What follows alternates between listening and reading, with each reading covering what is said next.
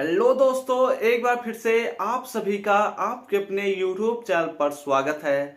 आज के इस लेक्चर में हम लेकर आ चुके हैं BSc first year first semester chemistry का पहला पेपर फंडामेंटल ऑफ केमिस्ट्री के पहले chapter molecular polarity and weak chemical forces का एक और लेक्चर। इस लेक्चर में हम बेसिकली बात करने वाले हैं कि सॉल्वेशन एनर्जी क्या होता है। हमने अपने पिछले लेक्चर में बात किया लैटिस एनर्जी क्या होता है, बॉर्न हैबर साइकिल क्या होता है, इसके एग्जाम्पल पर भी हमने बात कर लिया है और बहुत सारे टॉपिक्स जो हमारे पीछे के हैं उन पर बात कर लिया है। तो अगर आप सब चाहें तो आई बटन पर चले जाइए या डिस्क्रिप्शन में लिंक है, वहां पर जाकर सभी वीडियोस को देखिए और नोट्स को एक लाइन से बनाइए। और इस लेक्चर में हम जब बात करेंगे सॉल्वेशन एनर्जी के बारे में तो इसमें सबसे पहले हम कॉन्सेप्ट समझेंगे कि सॉल्वेशन एनर्जी का क्या कॉन्सेप्ट होता है। इसके बाद हम समझेंगे कि इसका डिफिनीशन क्या होता है और इसमें और भी जो इंपॉर्टेंट चीजें होंगी उन सभी चीजों पर हम बात करेंगे। तो बिना देरी किए आइए चलते हैं अपने नोटबुक पर। मेरा नाम ऋषभ सिंह, आइए चलिए कुछ पढ़ लेते हैं। तो अगर आप सब इस चैनल पर नए हैं तो नीचे दिए हुए रेड बटन पर क्लिक करके सब्सक्राइब कीजिए और बेल आइकन को ऑल पर क्लिक कीजिए, जिससे हमारे अगले वीडियोस के नोटिफिकेशन आपके पास सबसे पहले पहुंचे। तो चैनल को तो सब्सक्राइब कर ही लिए होंगे, तो अब जरा शांति पूर्वक कॉपी और पेन लेकर बैठ जाइए। हमें बात करना है सॉल्वेशन एनर्जी के बारे में। बेसिकली इसके बाद हमें यह भी बात करना है कि आयनिक कंपाउंड यानी कि आयनिक मॉलिक्यूल के डिसोल्यूशन के बारे में, यानी कि उनके डिजॉल्वेशन के बारे में भी हमें बात करना है। ठीक है, तो देखो, लेकिन हमें पहले बात करना है सॉल्वेंट एनर्जी के बारे में। इससे पहले हम बहुत सारे लेक्चर्स बना चुके हैं, जैसे कि आप लोग देख लीजिए, यहाँ पर हमने लैटिस एनर्जी और बॉर्न हैबर साइकिल पर भी हमने बात कर लिया है। तो आप लोग जाइए प्लेलिस्ट में देखिए सभी वीडियोज को, नोट्स बनाइए। नोट्स आपको चाहिए टेलीग्राम से जुड़ जाइए, वहां पर हम नोट्स को प्रोवाइड कर रहे हैं और भी बहुत सारे लेक्चर्स हम बना चुके हैं। तो हम बात कर रहे हैं सॉल्वेशन एनर्जी के बारे में। देखो, बेसिकली यह लेक्चर कोई बहुत बड़ा लेक्चर नहीं होने वाला है, तो जरा ध्यान से सुनना और समझने की कोशिश करना। देखो, सॉल्वेशन एनर्जी को समझने से पहले हम ये समझते हैं सॉल्वेशन क्या होता है। ठीक है, तो सॉल्वेशन को समझने के लिए हमें दो इंपॉर्टेंट चीजों पर बात करनी होगी। वो कौन कौन से इंपॉर्टेंट चीजें हैं उन पर जरा ध्यान से सुनो और समझो। देखो, जो एक होता है विलय, इंग्लिश और हिंदी हम दोनों तरीके से समझाते हैं, हमने पहले ही बताया था, तो जरा ध्यान से सुनना। एक होता है सल्यूट, ठीक है, सल्यूट यानी कि विलय, विलय, ठीक है, वह कंपाउंड, ठीक है। बस हमें बताना है इसके बारे में, क्योंकि जब हम आगे चीजें अभी बात करेंगे, सल्यूट वर्ड लेंगे यानी कि विलय शब्द लेंगे, तो आप लोग समझ नहीं पाओगे क्या है, इसीलिए हम ये बता रहे हैं। सल्यूट वह कंपाउंड होता है जिसको हम किसी सॉल्यूशन में जिसको हम किसी सॉल्वेंट में घोलते हैं तो वह एक सॉल्यूशन बनाता है। अभी चीजों समझ नहीं आ रही होंगी। सॉल्यूट वर्ड और सॉल्वेंट ये दो वर्ड्स हैं, इन्हीं पर हमें बात करना है। सॉल्वेंट को इंग्लिश में कहते हैं विलायक, ठीक है, विलय और विलायक, हिंदी और इंग्लिश हम दोनों पर बात करते हैं। देखो, जरा ध्यान से सुनना। जब हम कोई भी गिलास रखते हैं, ठीक है, ये एक मान लो गिलास है, समझाने के लिए हम बता रहे हैं। इसमें चलो मान लेते हैं कि कुछ पानी भरा हुआ है, ठीक है। अब अगर इसमें हमें चीनी नमक कुछ भी अगर घोलना है तो क्या करते हैं, यह जो चीनी या नमक रखा हुआ है इसको इसमें डालते हैं, तो यह जब दोनों घुल जाते हैं तो एक सॉल्यूशन बना लेते हैं।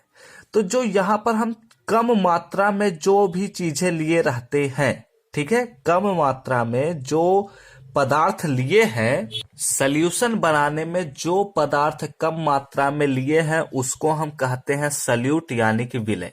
और जो पदार्थ हम भारी मात्रा यानी कि ज्यादा मात्रा में लिए रहते हैं उसको हम कहते हैं सॉल्वेंट यानी कि विलायक। यानी कि यहाँ पर जो सॉल्वेंट है वो है हमारे पास वाटर, और सॉल्यूट यानी कि जो हमारा विलय है वो है हमारे पास चीनी या नमक। ये चीज समझ में आई? तो अब देखो, यही चीजें हमें समझानी थी। अब ध्यान से सुनो, ध्यान से सुनो और चीजों को नोट करते चलना। देखो, हम बात कर रहे हैं, हमने क्या बताया था, सॉल्वेशन एनर्जी को समझने से पहले हमें समझना है सॉल्वेशन के बारे में। कि सॉल्वेशन क्या होता है। तो लिखो अब solvation, solvation is the interaction. ठीक है, अभी हम चीजों को बहुत ही बेसिक से उठाते हुए सब कुछ समझाएंगे।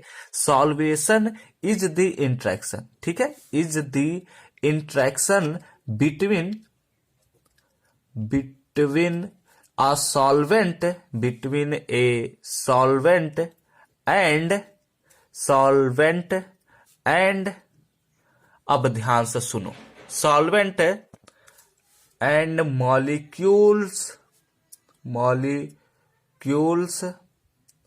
or ions of a solute। अब इसके बारे में समझो हम क्या कहे। देखो हमने क्या कहा, सॉल्वेशन एनर्जी से पहले हमें समझना होगा सॉल्वेशन क्या होता है। तो सॉल्वेशन को ये समझाना चाहते हैं, देखो जो सॉल्वेंट होता है, सॉल्वेंट मतलब क्या, हमने समझा है कि जो भारी मात्रा में किसी भी सोल्यूशन को बनाने में जो अधिक मात्रा में होते हैं उनको हम कहते हैं सोल्यूशन, सॉल्वेंट यानी कि विलायक। ठीक है, जिसमें हम किसी पदार्थ को घोलते हैं वो होता है विलायक यानी कि सॉल्वेंट, और जिस पदार्थ को हम घोलते हैं उसको हम कहते हैं विलय या सल्यूट। ये दूसरा लैंग्वेज हुआ उसी परिभाषा का। ठीक है, देखो तो जब हम सॉल्वेंट में किसी सल्यूट को डालते हैं, ठीक है, जैसे ये हमने ले लिया मान लो 1 गिलास वाटर, तो इसमें जब सल्यूट को डालते हैं तो सल्यूट के आयंस या मॉलिक्यूल, जो सल्यूट है उसके या तो मॉलिक्यूल ले लीजिए या तो उसमें अगर आयन है तो उनके आयंस को लीजिए। ठीक है, उनको जब हम सॉल्वेंट में डालते हैं यानी कि वाटर में अगर हम डाल रहे हैं तो उनके मॉलिक्यूल या आयन के बीच जो इंटरेक्शंस होंगे, उनके बीच जो क्रियाएं होंगी, जो उनके बीच रिएक्शंस होंगे, उसी को हम कहते हैं सॉल्वेशन। क्या कहते हैं, सॉल्वेशन। बात क्लियर हो गई, सॉल्वेशन किसे कहते हैं। अब आगे की चीजें समझते हैं। देखो ये हो गया सॉल्वेशन, और अगर यहां पर हम ये भी बताना चाहें सल्यूट क्या होता है तो उसके लिए भी डिफिनेशन लिख लो, लिखते चलो, अगर कॉपी और पेन लेकर बैठे हो तो लिखते चलो। This solute is the compound, is the compound that is, और हम ये एक चीज और भी कर रहे हैं, कुछ लेक्चर्स को हिंदी में बता रहे हैं, कुछ लेक्चर्स को इंग्लिश में बता रहे हैं, क्योंकि आप लोगों को थोड़ा आदत डालना पड़ेगा इंग्लिश वाली चीजों को। जब इंग्लिश की आदत डालेंगे तभी आप सेकेंड सेमेस्टर या सेकेंड ईयर से आप इंग्लिश में लिखना शुरू कर देंगे। अगर आदत ही नहीं डालेंगे तो क्या तो बहुत दिक्कत हो जाएगी, इसीलिए हम आदत डाला रहे हैं। ठीक है, this solute is the compound that is going, GOING, going to the dissolved in the solvent। यानी कि हमने क्या कहा कि जो हमारा सल्यूट के लिए हम एक डिफिनीशन देना चाह रहे थे, तो सल्यूट वह कंपाउंड होता है जो सॉल्वेंट में घुलने के लिए जाता है। ठीक है, उसी को हम कहते हैं सल्यूट। बस यह एक हम डिफिनीशन देना चाहते हैं। ठीक है, और फिर लिख लो सम सल्यूट्स। ठीक है, कुछ सल्यूट्स ऐसे होते हैं, some solutes are composed of molecules, मतलब कि कुछ सल्यूट्स ऐसे होते हैं जो मॉलिक्यूल से बने होते हैं, और कुछ सल्यूट ऐसे होते हैं जो आयन से बने, केवल आयन से बने होते हैं, whereas some contains ion. ठीक है, some contains ion, some contain ions. ठीक है, ये हो गया हमारे पास सल्यूट के लिए डिफिनीशन। जो हमारा सल्यूट वर्ड उपयोग किए हैं उसके लिए एक डिफिनीशन हमने दे दिया। अब हम बात कर लेते हैं सॉल्वेशन एनर्जी क्या है। सॉल्वेशन के बारे में हमने समझ लिया कि सॉल्वेशन जब सल्यूट और सॉल्वेंट के बीच के इंटरेक्शन होते हैं, यानी कि विलय और विलायक के बीच के मॉलिक्यूल जो हैं, उनके जो मॉलिक्यूल हैं उनके बीच जो इंटरेक्शन होगा, उसी इंटरेक्शन को यानी कि उसी क्रिया को ही हम कहते हैं सॉल्वेशन। बात समझ में आ रही है। तो अब हम बात करते हैं सॉल्वेशन एनर्जी के बारे में। सॉल्वेशन एनर्जी बेसिकली पहले हम इसके बारे में लिख देते हैं, उसके बाद हम समझाएंगे, बहुत अच्छे से समझ में आएगा। कुछ है नहीं, बस यही चीज कहता है कि जब आयन या मॉलिक्यूल वैक्यूम से, यानी कि जो हमारा वैक्यूम यानी कि गैसियस फेज से जब सॉल्वेंट में ट्रांसफर किए जाते हैं या भेजे जाते हैं, तो उनके जो गिब्स एनर्जी में परिवर्तन होता है उसी को ही सॉल्वेशन एनर्जी कहते हैं। ठीक है, अब आया है Gibbs word, Gibbs energy word आया है, तो गिब्स एनर्जी के बारे में भी समझना होगा। आप चाहें तो चले जाइए गूगल पर सर्च करिए गिब्स एनर्जी क्या है, वहां से पढ़ लीजिए, या फिर अगर आप लोग जानते होंगे, वैसे इंटर में पढ़ाया जाता है तो आप लोग जानते ही होंगे, नहीं जानते हैं कोई बात नहीं, अभी हम इसको भी बताएंगे, एक एक चीज को हम क्लियर करेंगे। तो इसके लिए डिफिनीशन लिखते हैं, तो सॉल्वेशन एनर्जी, ठीक है, सॉल्वेशन एनर्जी इज दी, ये इज है, ठीक है, इन गलती से लिखते रहे, is the change in Gibbs energy, GIBBS, Gibbs energy, when an ion or molecule is transferred,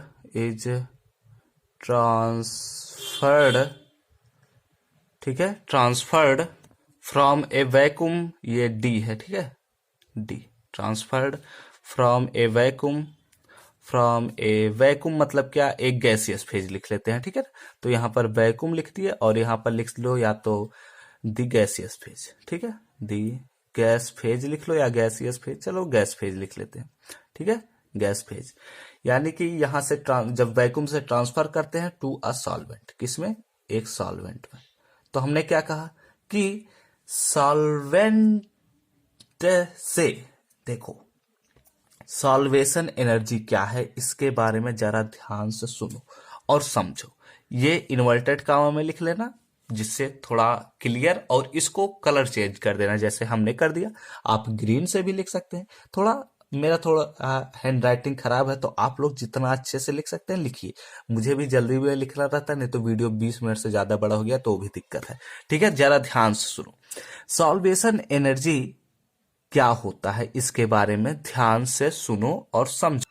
तो कहता है सॉल्वेशन एनर्जी कि जब एक आयन या फिर एक मॉलिक्यूल को वैक्यूम यानी कि गैसियस फेज से एक सॉल्वेंट में भेजा जाता है, ठीक है, ट्रांसफर किया जाता है, तो उस मॉलिक्यूल या आयन के पास कुछ गिब्स एनर्जी होती है। अब गिब्स एनर्जी क्या है, तो जरा ध्यान से सुनो। गिब्स एनर्जी वह एनर्जी है जब स्थिर ताप यानी कि कांस्टेंट टेम्परेचर एंड प्रेशर पर, कांस्टेंट टेम्परेचर या प्रेशर और प्रेशर कंडीशन के अंतर्गत जब कोई भी सिस्टम के पास इतनी एनर्जी हो कि वह यूजफुल वर्क कर सके, तो उस एनर्जी को ही हम कहते हैं गिब्स फ्री एनर्जी, ठीक है, गिब्स एनर्जी या गिब्स फ्री एनर्जी समझ में आया कि जब कोई भी सिस्टम है हमारे पास, ठीक है, वह सिस्टम जब एक कांस्टेंट टेम्परेचर और प्रेशर पर इतना एनर्जी रखता हो कि वह अपने काम को सही तरीके से यानी कि उपयोगी तरीके से यूज कर सके, तो उसी एनर्जी को ही हम कहते हैं गिब्स एनर्जी। तो उस आयन या मॉलिक्यूल को जब हम भेजते हैं वैक्यूम से एक सॉल्वेंट में, यानी कि चलो मान लेते हैं या एक वैक्यूम है और इसको हमने सॉल्वेंट में भेजा, तो इसके जो एनर्जी में बदलाव होता है, गिब्स एनर्जी में जो बदलाव होता है, उसी गिब्स एनर्जी को ही हम कहते हैं सॉल्वेशन एनर्जी। उसके गिब्स एनर्जी में बदलाव को ही हम कहते हैं सॉल्वेशन एनर्जी। बात समझ में आ गई? तो अब आप लोग अगर चाहें तो इस फिगर को बड़े में यहां पर बना लीजिए, ठीक है, चाहे तो, या फिर आप लोग ना चाहें तो भी बना लीजिए। चलो हम बनाकर दिखा देते हैं, ठीक है। एक ऐसे मान लो कि अब ये केमिस्ट्री है तो ऐसे बना लो फिगर एक, ठीक है। उतना अच्छा फिगर तो बनाना नहीं आता, लेकिन चलो कोई बात नहीं, कुछ तो कोशिश कर ही लेते हैं हम भी। देखो ये मान लो कि कुछ सॉल्वेंट है, ठीक है, पेन ही नहीं चल रहा, चलो मान लेते हैं ये सॉल्वेंट है हमारे पास, तो यहां पर है हमारे पास क्या, सॉल्वेंट, ठीक है, ये है सॉल्वेंट।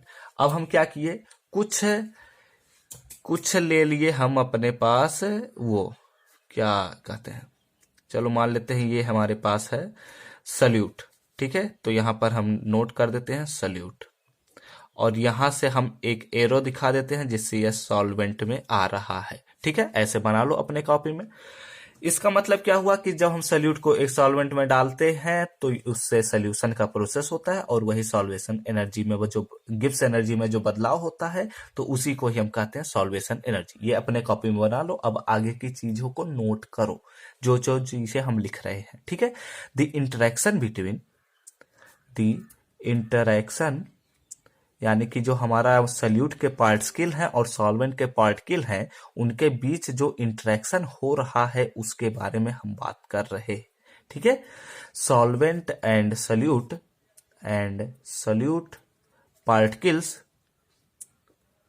पार्टिकल्स डिटरमाइन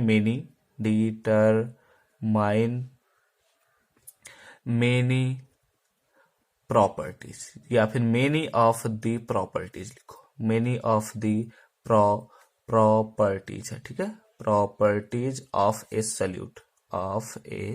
सल्यूट, इसके बारे में जरा ध्यान से सुनो।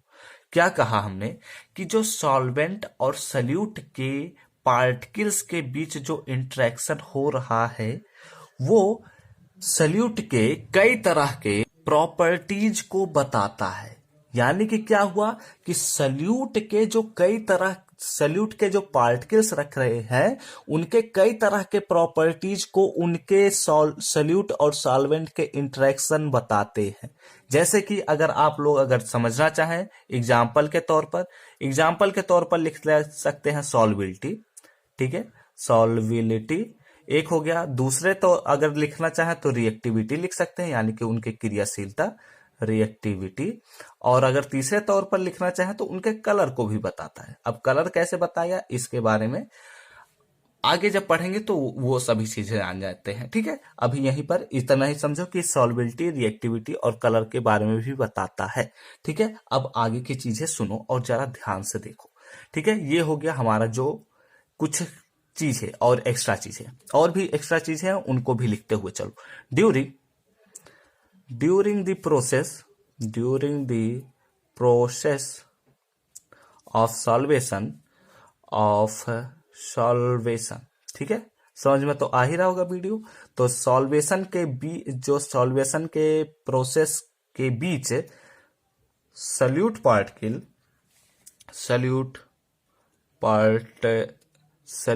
पार्टिकल्स आर, इसका मतलब अभी समझ ही जाओगे खुद ही जब पढ़ोगे तो। सल्यूट पार्टिकल्स आर सराउंडेड, ठीक है, सराउंडेड बाय सॉल्वेंट मॉलिक्यूल्स। इसका मतलब क्या हुआ कि जो हमारे जब भी सॉल्वेशन होता है तो जो सल्यूट के पार्टिकल्स हैं वो सॉल्वेंट के पार्टिकल्स से घिरे होते, क्या होते हैं, घिरे होते हैं। ठीक है, बात समझ में आ गई। और यहां पर लिख लो फॉर्मिंग सॉल्वेशन कॉम्प्लेक्स। क्या करते हैं, सॉल्वेशन कॉम्प्लेक्स को बनाते हैं। ठीक है, जब भी क्या करते हैं, जब भी कोई भी सॉल्वेशन प्रोसेस होता है तो सॉल्यूट के जो पार्टिकल्स होते हैं वो सॉल्वेंट के पार्टिकल से घिरे होते हैं। ठीक है, जिसकी वजह से ही जो हमारा सल्यूट होता है उसके पार्टिकल जब सॉल्वेंट के पार्टिकल से घिरे होते हैं तो सॉल्वेंट के जो पार्टिकल्स हैं वो सल्यूट के पार्टिकल पर दबाव डालते हैं, और इनकी मात्रा अधिक होने की वजह से ही सल्यूट अपने पार्ट्स में बिखर जाते हैं, और जब वो बिखरते हैं तभी सॉल्यूशन बनता है। ये सभी चीजें कहीं और मिलती नहीं है, ये सभी चीजें केवल और कहां मिलेंगी, ऋषियस क्लासेस पर। इसीलिए सब्सक्राइब करो जल्दी से मेरे चैनल को। ठीक है, बात समझ में आ गई।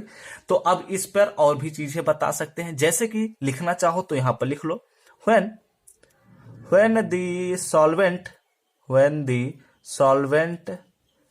is water। ठीक है, when the solvent is water the process is called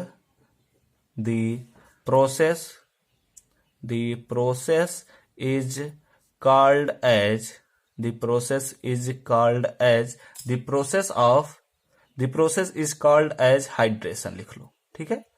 यानी कि जब भी कोई भी सॉल्वेंट वाटर रहेगा तो उस सिचुएशन में जब सॉल्यूशन बनता है, यानी कि जो हमारा सल्यूट का पार्टिकल्स उसमें डालते हैं वाटर में, तो इस तरह के प्रोसेस को हम कहते हैं हाइड्रेशन। ठीक है, बात समझ में आ गई। और भी बहुत सारी चीजें हैं, इसमें चाहे तो लिख सकते हैं, लेकिन लिखने की जरूरत नहीं है। बस एक दो चीजें और सुन लो। इसमें सॉल्वेशन एनर्जी में एक चीज और लिख सकते हैं कि यहां पर चलो हम बता देते हैं, लिख लो सॉल्वेशन एनर्जी। ये जरा इंपॉर्टेंट नोट्स पॉइंट के तौर पर लिख लेना, ठीक है। यहां पर लिखो solvation energy. Solvation energy is also called as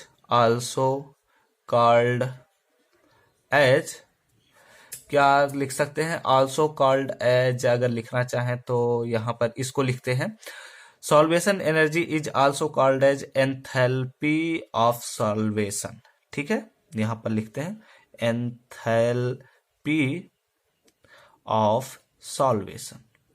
बात क्लियर हो गई। सॉल्वेशन एनर्जी को हम एंथैल्पी ऑफ सॉल्वेशन भी कहते हैं। इसमें और भी बहुत सारी चीजें हम डिफाइन कर सकते हैं, बता सकते हैं। जब सॉल्वेशन एनर्जी में आयन जो होता है, जब हम सल्यूट को घोलते हैं सॉल्वेंट में, तो जब आयन जो होता है वह अगर निगेटिव मॉलिक्यूल्स को रखता है तो उस दशा में उनके जो सल्यूट के पार्टिकल्स हैं वो चाहते हैं घुलना या नहीं चाहते हैं घुलना। इन सभी चीजों पर बहुत सारी चीजें हैं, लेकिन जो हमारा इंपॉर्टेंट पॉइंट थे सॉल्वेशन एनर्जी में, और इससे ज्यादा एग्जाम में पूछता भी नहीं है, सॉल्वेशन एनर्जी से रिलेटेड जितनी भी चीजें थी हमने सब कुछ बताई हैं। फिर भी अगर इससे ज्यादा भी चाहते हैं तो आप टेलीग्राम से जुड़ जाइए, वहां पर जब हम नोट्स प्रोवाइड करेंगे तो उसमें हम इससे ज्यादा चीजें नोट्स दे देंगे। ठीक है, हम यही सोच रहे हैं कि उसमें ज्यादा दे देंगे, इसीलिए इसमें इतना ही रखते हैं। और जितनी भी चीजें, फिर भी अगर आप लोग इतना ही लिखेंगे तो भी बहुत है, इतना बहुत है, हर जगह इतना मिलेगा भी नहीं। बात समझ में आ रही है? तो इस लेक्चर में इतना ही रखते हैं, 20 मिनट का बन भी चुका है। तो अब अगले लेक्चर में ही अब हम आगे के डिसॉल्वेशन ऑफ आयनिक कंपाउंड के बारे में बात कर लेंगे। ठीक है, और अगर कुछ बची खुची चीजें लगेंगी मुझे कि कुछ छूट रहा है तो उसको हम अगले लेक्चर में भी कंटिन्यू बता देंगे।